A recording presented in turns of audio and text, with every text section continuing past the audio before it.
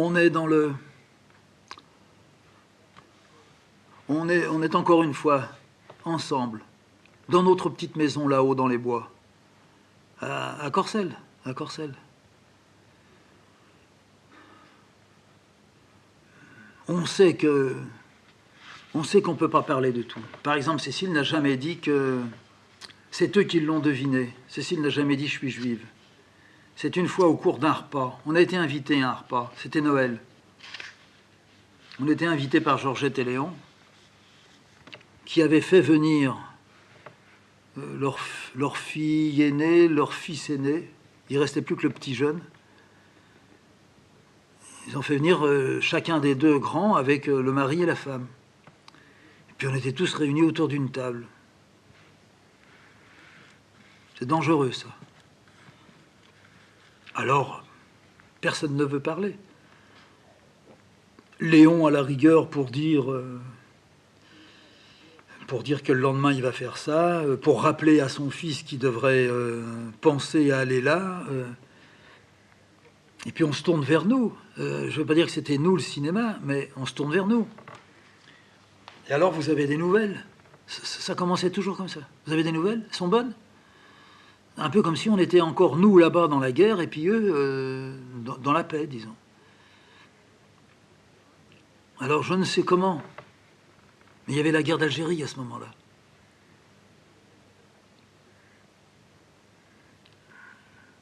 Il nous est arrivé à plusieurs reprises de dire, d'être clair, de dire combien on était contre ça, qu'il y avait une autre façon de régler des problèmes que de cette façon-là, dont la France les avait réglés, ou était en train de vouloir les régler. Récemment, Léon nous a dit que son frère, il était capitaine, puis qu'il y était là-bas. Alors, il a fallu arrêter.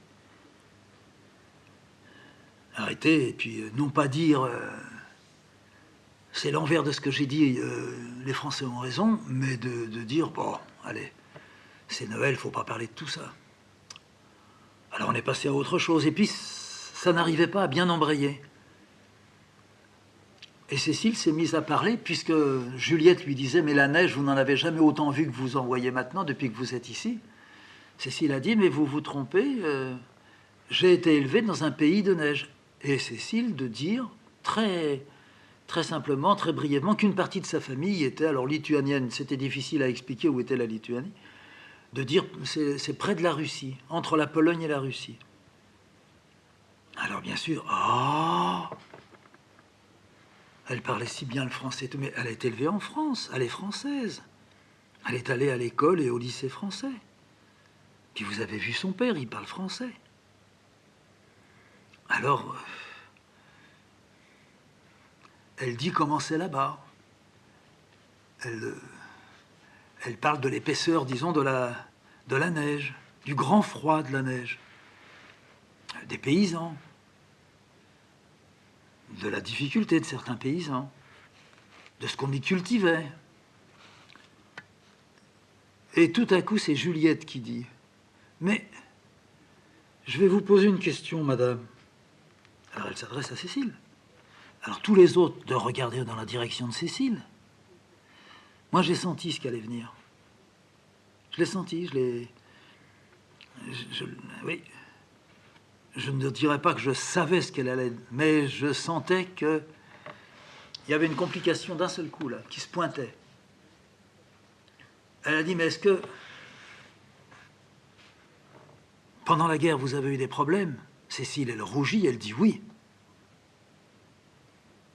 Il y a des gens qui ont beaucoup souffert. Cécile, elle rougit encore plus, elle dit oui. Et à ce moment-là, quand on est lancé là-dessus, autant dire, il y en a même qui se sont fait tuer par les Allemands. De fil en aiguille, Georgette, qu'est-ce qu'elle dit? Vous seriez-il pas d'une famille juive?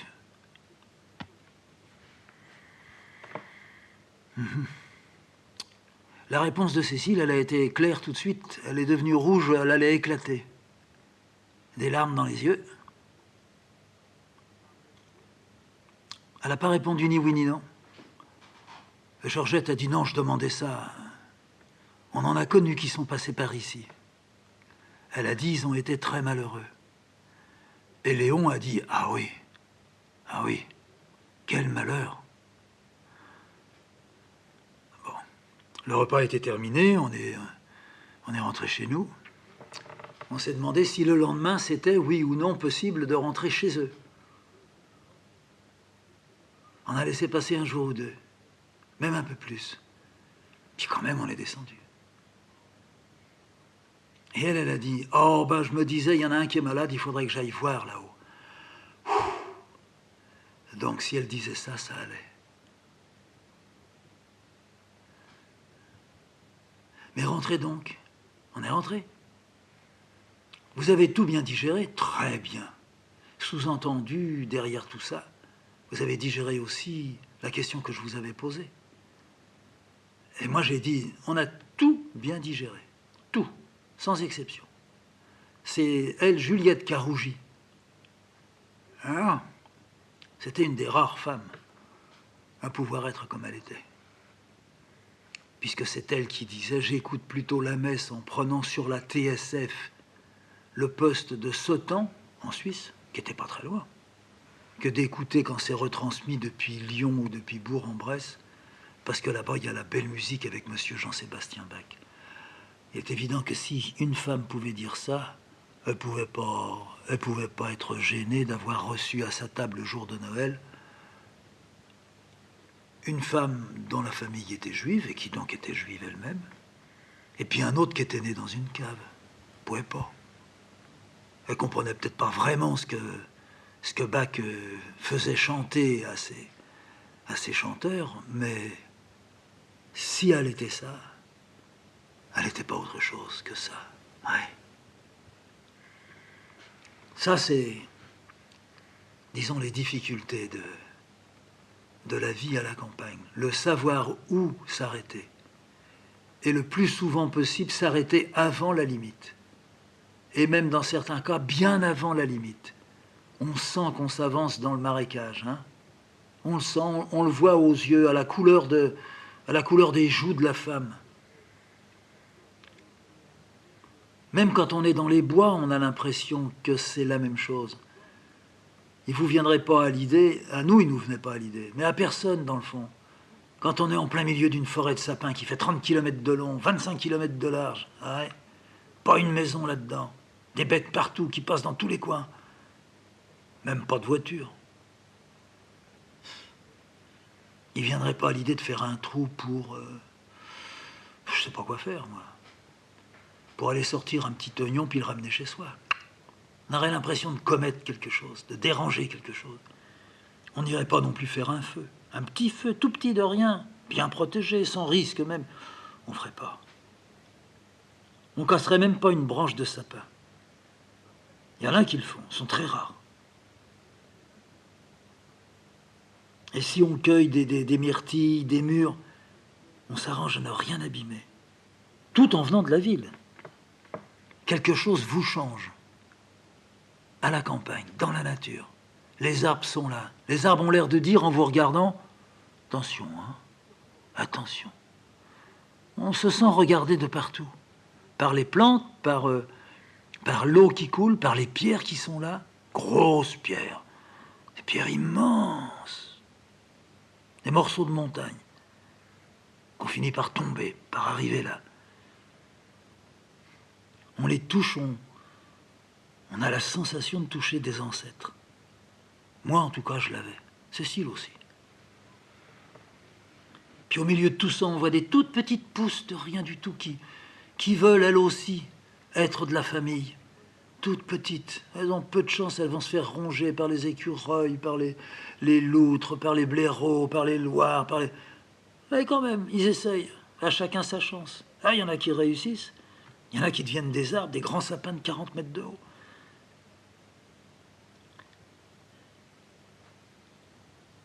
On découvre des essaims sauvages. Les guêpes. J'avais mis le pied une fois là-dedans. Je suis parti en courant avec l'essaim au cul. J'ai réussi à les perdre. J'ai eu de la chance. J'ai été piqué. J'ai raconté ça une fois. Justement à Léon. Vous vous rendez compte, Léon, j'ai foutu le pied dans un essaim. Oh! Et vous n'avez pas été piqué. Je suis un peu, mais à peine. Mais j'ai couru tout droit devant moi. Il me regardait, l'air de dire, bah, mon vieux, t'as eu de la chance, parce que les guêpes, ça court plus vite qu'un homme. Et c'est vrai. Elles se sont lassées. Je l'avais à peine mis que déjà retiré, mais enfin quand même. Cécile, elle se mettait sur le bord des falaises dans cette montagne. Et puis elle relevait comme ça, à main légère et libre, des fragments de la falaise, des morceaux de pierre en équilibre les unes sur les autres, qui le lendemain, si elle revenait, n'y seraient plus. La nature en vie, la nature en mouvement.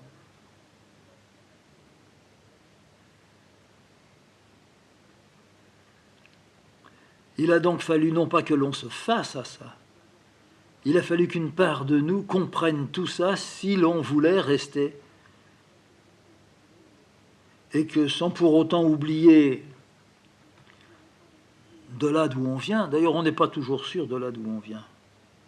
C'est pas parce qu'on a passé 20 ans dans une grande ville, on n'est peut-être pas du tout un citadin. Moi, je me sentirais plutôt citadin en devenant vieux, mais pas du tout en étant jeune. Ceci, presque le contraire. En étant jeune, ça allait. En étant plus âgé, elle se voit moins bien vivre dans une grande ville.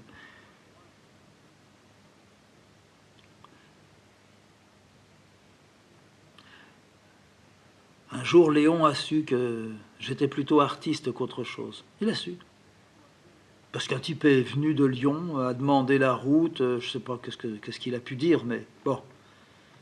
Le résultat, ça fait quelques temps après. Ah, mais on ne savait pas. Quoi? Alors, ils n'ont pas dit que vous étiez artiste, parce que ça leur écorchait les lèvres. Alors, ils ont dit que... Ils ne savaient pas que j'étais connu dans une ville comme Lyon. Alors, je connaissais quelqu'un, ça s'arrêtait là. Mais ils en avaient fait connu dans une ville. Et l'autre type qui était monté avait certainement dit vous connaissez Monsieur 2, vous pouvez me dire où y aller. Bon, on lui avait indiqué le chemin. Il l'avait regardé avec de gros yeux. Et comme il avait certainement sur le pare-brise de sa voiture la petite étiquette du médecin, en fait, il n'était pas venu en qualité de médecin. Il était venu en qualité d'ami d'un ami. En fait, c'était Jean Réverzy qui connaissait Nadeau, que Nadeau venait de publier, et Nadeau venait aussi de me publier. Alors, je suppose par gentillesse ou par voyant peut-être qu'ils avaient regardé le petit macaron de médecin, il avait dit non, mais je viens de Lyon. C'est un artiste qui vit dans votre village. Vous le saviez peut-être pas. Alors ils avaient entendu ça, ils s'étaient accrochés à ça, et c'était un médecin qui l'avait dit, qui avait un macaron de médecin. Alors quelques temps après, quand on s'est vu, ils ont dit donc, ah bon, on savait, on se doutait qu'il y avait quelque chose, mais maintenant on a compris. Alors j'ai essayé de rétablir, enfin, en mentant, en disant, maintenant j'ai été fatigué, vous l'avez su, alors j'en ai profité pour faire quelque chose. Et je connais un peu l'homme qui est venu vous demander un renseignement. Eh ben, les choses ont en quelque sorte changé après. On se voyait, on se parlait, nous allions partir très, très prochainement à la cour, on venait de trouver la maison. Mais si nous étions restés à Corcelles, ça n'aurait pas été comme avant. Il allait y avoir maintenant, avant que Réverzy vienne dans les montagnes, puis après. Avant, c'était pas toujours très clair, mais il n'y avait pas à discuter et il n'y avait surtout pas à réfléchir. On partageait quelque chose qu'on ne disait pas. Voilà. À présent, on était bien obligé de partager quelque chose qui était connu d'eux et de moi. Moi, je savais un peu ce que je faisais. Et eux venaient de découvrir ce que je faisais, qui était en contradiction quand même avec ce que j'avais dit. Alors, il ne s'est pas du tout glissé un froid, une distance, etc. Non. Mais il y avait que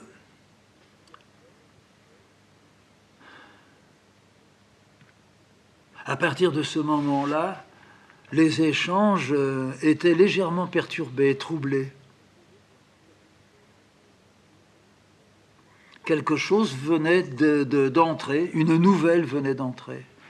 C'était beaucoup plus important que la nouvelle de « mais vous seriez-ils pas des juifs ?» Ça encore, ça s'assimilait. Mais l'autre qui était allé dire c'est un artiste, alors là, ça s'assimile pas facilement. Qu'est-ce qu'on va en faire? Comment est-ce qu'on va faire à partir de maintenant? Rien n'avait changé, mais pour eux, tout avait changé.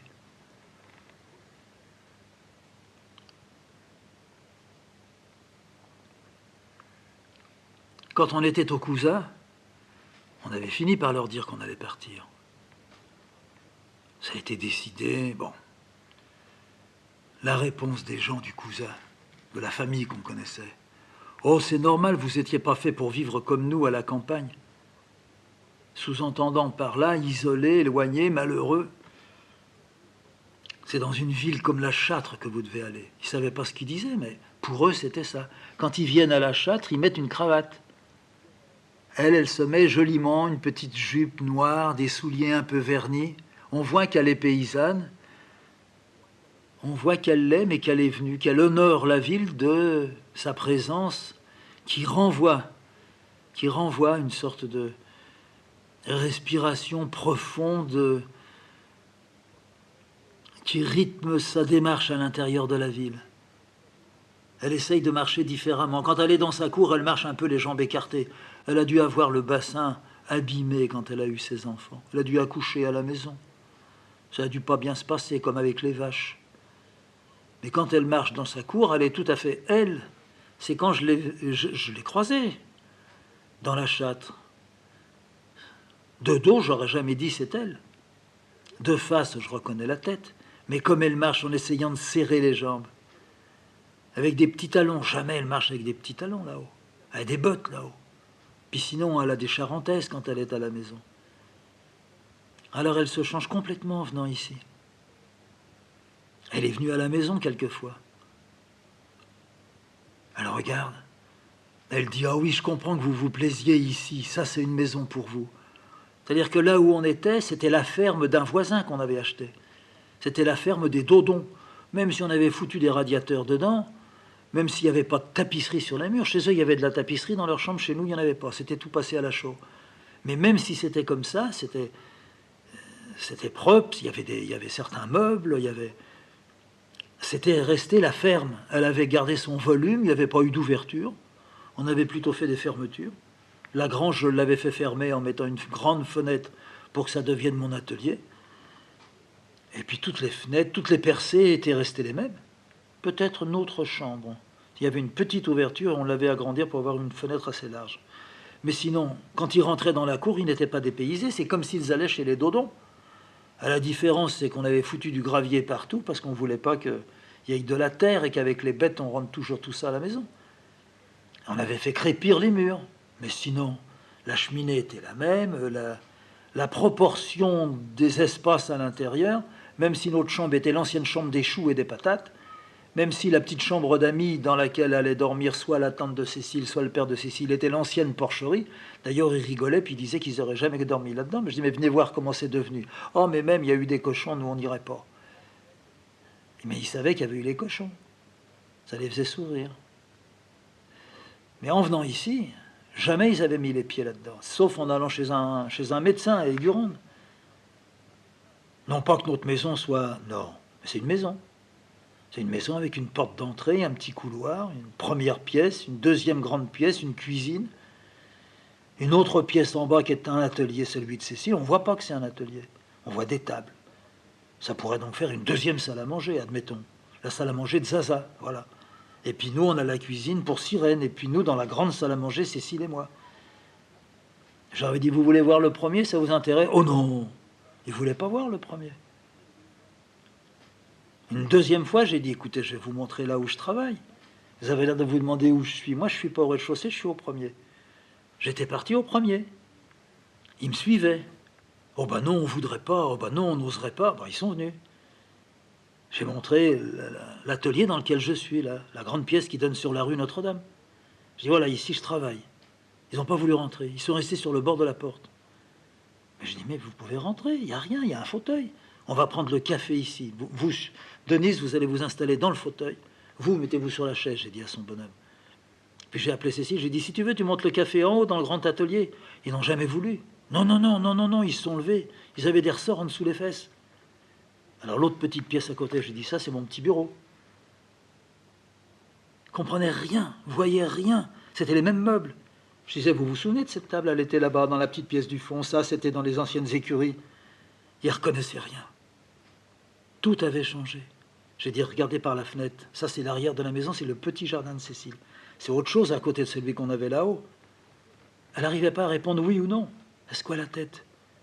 Elle n'osait pas regarder. Je crois qu'elle regardait plutôt son ventre. On est passé devant la chambre. Je lui ai dit, je ne vous fais pas visiter la chambre. Oh non! Donc, c'est pas la peine. J'ai dit, mais vous voyez comment on est maintenant. C'est pas mieux que là-haut. Ah, pour eux, c'était mieux. Pas mieux l'intérieur, puisque j'ai dit, mais tout ça, c'était là-haut. Et là-haut, c'était même plus grand. Non, c'était pas ça, c'était d'être dans une ville où on parlait pas la même chose, pas la même langue. Et même eux, entre être à crevant quand ils nous reçoivent et ici, quand on les voyait, ils parlaient pas pareil. Ici, ça tenait. Ils fermaient les lèvres, on aurait dit des petits culs de poule.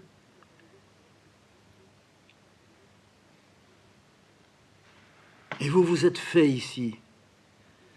On ne peut pas dire à des gens comme ça, non, on n'est pas bien. On a vu une fois, on a dit, ici, il y a vraiment une bande, vous savez, terrible.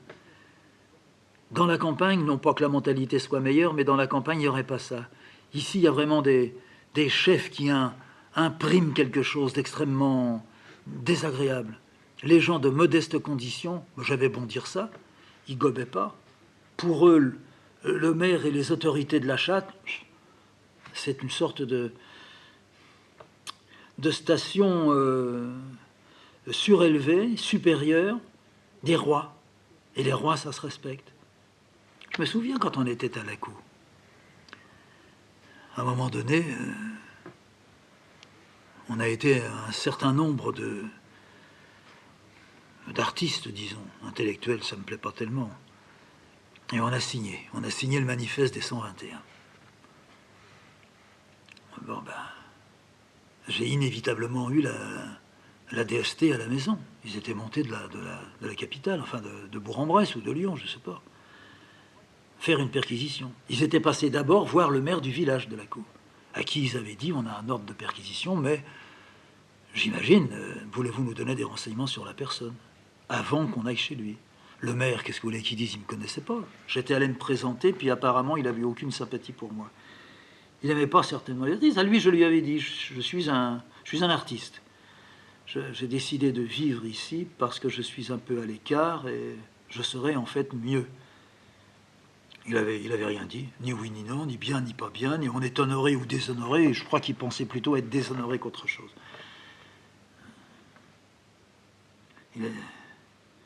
J'ai eu le coup de sonnette, puis j'ai ouvert, puis je suis tombé devant deux types que je ne connaissais pas. Puis dans la cour, il y avait une voiture noire, et puis immatriculée, pas le département, une immatriculation dite officielle, les flics. Mais c'était pas marqué les flics. Puis le type, il ouvre sa veste et puis il me montre sa plaque, police. J'ai dit, qu'est-ce que vous venez faire ici? Alors il me sort une feuille, il me dit, ordre de perquisition. Heureusement, j'avais une amie qui m'avait prévenu 2-3 jours avant par une petite carte, ne garde rien. J'avais pas grand-chose. Enfin, le peu que j'avais, c'était pas la peine qu'il tombe dessus. Mais j'avais pas pensé à ça. Et elle ne pouvait pas me dire sur une petite carte, nous allons sans doute être tous plus ou moins perquisitionnés. Surtout nous qui habitions à côté de la Suisse. Alors je le reçois dans la première pièce de la petite maison à la cour. Je lui dis, si vous voulez vous asseoir, je vous écoute. Alors il dit au type qui était là, qui était son secrétaire, sortir sa machine et puis prendre note de toute la déclaration que je vais faire. Je n'ai pas de déclaration à faire. Je lui dis, c'est vous qui me posez des questions et moi je vais vous répondre, c'est tout. Alors très vite, bon, on passe par-dessus les préambules de tout ça. Pendant ce temps-là, il y avait quand même Cécile qui était dans la cuisine avec la tante de Cécile et il Il faut savoir que tout de même, la tante de Cécile a eu son mari déporté, arrêté par les policiers en 1942, et que Cécile a frôlé à plusieurs reprises à la fois l'arrestation et la déportation. Hein. Alors quand on voit la police, et qu'elle soit française ou autre, mais la française n'est pas plus innocente que les autres, loin de là, Cécile est allée là-bas et elle a dit à sa tante, qui dormait chez nous dans la maison, elle était là pour quelques jours, ne bouge pas, ne dis rien, c'est la police française qui est là, il faut une perquisition, ils interrogent Fred. Bon, la tante qui est déjà complètement cinglée, on imagine ce qu'elle en fait. En même temps, elle aime beaucoup attirer à elle toute l'attention, mais là, elle n'avait pas besoin de le faire.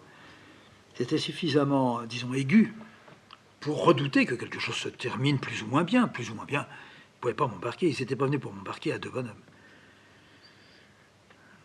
Alors, celui qui me questionnait, qui était plus qu'un inspecteur, qui ressemblait à Georges Bataille. Souvent, les flics, ils ont des têtes à la fois angéliques ou de maquereaux, extrêmement bien habillés avec des chevalières, costume bleu marine, cravate rayée, rouge et bleu. Quelquefois, ils portent la Légion d'honneur, ça leur va bien, ça. Il était d'une correction parfaite. Le petit secrétaire, qui était un abo, né à peu près comme moi dans une cave, c'était une ordure, ça se voyait tout de suite. Lui, il poussait au crime. Il disait « chef, chef, chef ». Moi, je disais pour ainsi dire rien. Il m'a dit « mais comment se fait-il que des intellectuels se mettent dans une situation comme celle-là » Je lui ai dit « vous me posez la question qu'il fallait poser dès le début, monsieur. » Je vais vous dire, monsieur. Comme vous, puisque je vois que vous êtes à peu près de mon âge, mais il était plus vieux, mais j'ai connu le temps de l'occupation. Alors je ne sais pas si je dois dire comme vous, j'ai eu la chance de rentrer dans la résistance, mais moi j'ai eu la chance de rentrer dans la résistance. J'ai trouvé qu'il y avait trop de choses horribles qui se produisaient pour rester comme ça les bras croisés. Alors je l'ai fait. Et puis ensuite, non content que le territoire ait été en grande partie libéré, je me suis engagé pour 3 ans dans l'armée coloniale marocaine et j'ai fait la campagne. La fin de la campagne en France, la campagne en Allemagne, et je suis rentré dans la base au Maroc. Alors aujourd'hui, puisque vous me posez la question, comment se fait-il que des intellectuels se mettent dans une situation comme ça? Je vous dis, c'est parce que nous avons apprécié, comme on dit, la situation. La France se conduit d'une façon tout à fait ignoble en Algérie. Nous nous conduisons comme les Allemands se sont conduits ici. Et de cela, nous ne pouvons pas accepter. C'est non pas intolérable, le mot serait même pas assez grand. Il ne faut pas que ça continue. D'où j'estime que, comme ceux qui ont signé, sans aucun doute, qu'il doit y avoir un droit, car en fait c'est le droit à l'insoumission qu'on demande que soit accordé. Nous estimons que le libre penseur, l'objecteur de conscience, doit avoir le droit de refuser de rentrer là-dedans. Voilà. C'est la seule raison. Et ça ne me semble pas être un déshonneur pour des intellectuels que de signer un papier comme celui-là. Je n'ai rien d'autre à ajouter, je n'ajouterai rien d'autre. Ah, le type, il n'a pas pipé. L'autre, il grattait le sol. Il s'est levé, il a dit, alors on l'a fait la perquisition, chef. Alors je me suis levé aussi, j'ai dit, mais si vous voulez, commencez par la grange. J'ai ouvert la porte qui donnait de cette pièce-là sur la grange. Ça, c'était la pièce d'entrée, on pouvait après aller dans toute la maison. Mais sur la grange, j'ai ouvert la porte. Alors là, la grange, c'était 2 fois le volume du petit appartement qui avait la grange, comme sont toutes les fermes dans les campagnes et surtout dans les montagnes. 3-4 pièces pour l'homme, la femme et ses gosses. Et puis, disons, la superficie de 50 pièces pour tenir des bêtes, du foin, du bois, des patates, enfin tout. Immense, 2 étages de haut. Je dis, si vous voulez, allez-y, faites votre perquisition. Alors l'espèce de connard, là, évidemment, comment il va s'y prendre? Là, il n'y avait pas de foin, mais il y avait du bois. Sous le bois, il aurait pu y avoir des tas de trucs. Un char. Alors le chef, il a passé la tête, il a dit, bon, on arrête là. L'autre, il voulait pas. Mais enfin, chef, au moins qu'on fasse quelques pas là-dedans. Écoutez, vous vous rendez compte où on veut mettre les pieds? Faudrait qu'on soit 10 pour tout fouiller. On est encore là à la fin de la semaine si on est que tous les deux. Allez, rangez votre machine, signez, monsieur. Alors j'ai signé.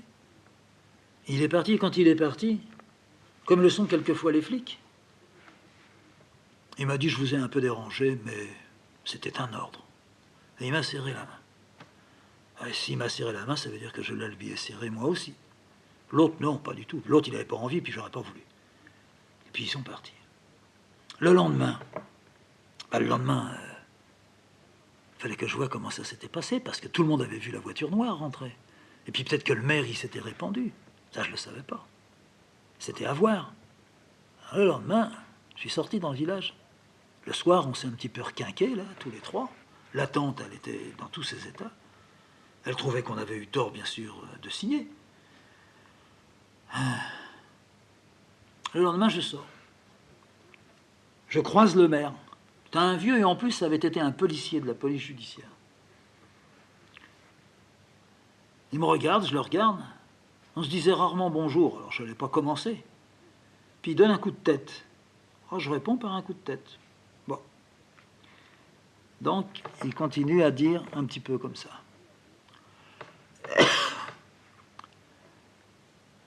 Je vais vers la fromagerie. Je croise un vieux. Avec lui, on se disait bonjour. J'attends qu'il réponde. Il me dit bonjour, ça va? Je dis ça va. Quand vous remontez, vous vous arrêtez à la maison? Je dis oui, je vais à la fromagerie, je vais chercher un bout de fromage. Eh ben, vous vous arrêtez, je sors les verres. Bon, ça en fait un qui, en tous les cas, veut sortir les verres. Alors, où il est curieux ou pas curieux? Celui-là, c'était Tony, le vieux. Alors, je remonte avec mon bout de fromage. Je rentre chez lui, dans la cuisine. Bien, asseyez-vous. Buvons un canon. Il verse un verre, il verse son verre à lui. On trinque, santé. On boit. Elle me dit, vous avez eu la police hier. Ah, je dis, ça y est. Ça a fait le tour du village. Ouais. Salaud. Je lui dis, salaud, c'est à qui ça? La police. Et vous savez pourquoi ils sont venus? Je ne sais pas, mais je m'en doute. Alors je lui dis pas. Je dis, c'est des histoires. Je dis, c'est pas des histoires de vol. Hein. Oh non, oh là là. On a bien compris. C'est politique. Je dis, si vous voulez. Faut pas vous en faire, allez. Il y a une partie du village, ils sont tous complètement idiots. Même le maire, notre maire, il est un idiot. Ben, je dis, je l'ai croisé tout à l'heure, il m'a fait signe bonjour. Oh, faut pas vous y fier. Mais il y a une partie qui est pas idiot. Voilà, c'est ça que je voulais vous dire. Faut pas vous en faire.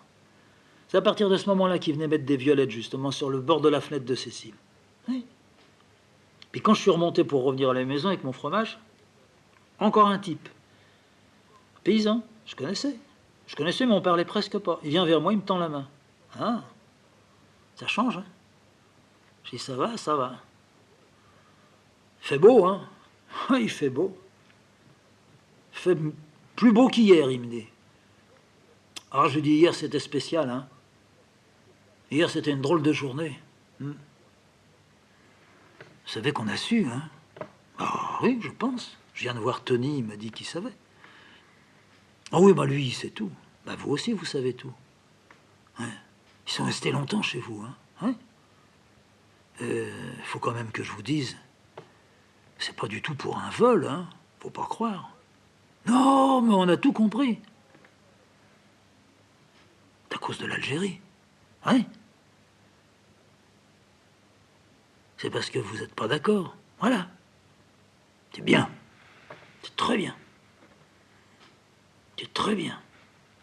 Vous verrez, il y en a d'autres qui vont venir vous serrer la main. Et puis ça a continué. Les 8 jours qu'on suivit, oh, il n'y a pas eu tout le village. Il y avait 50 habitants, ça veut dire qu'il y avait 25 femmes, 25 hommes. Alors il y en a une dizaine qui sont venus, qui ont serré la main.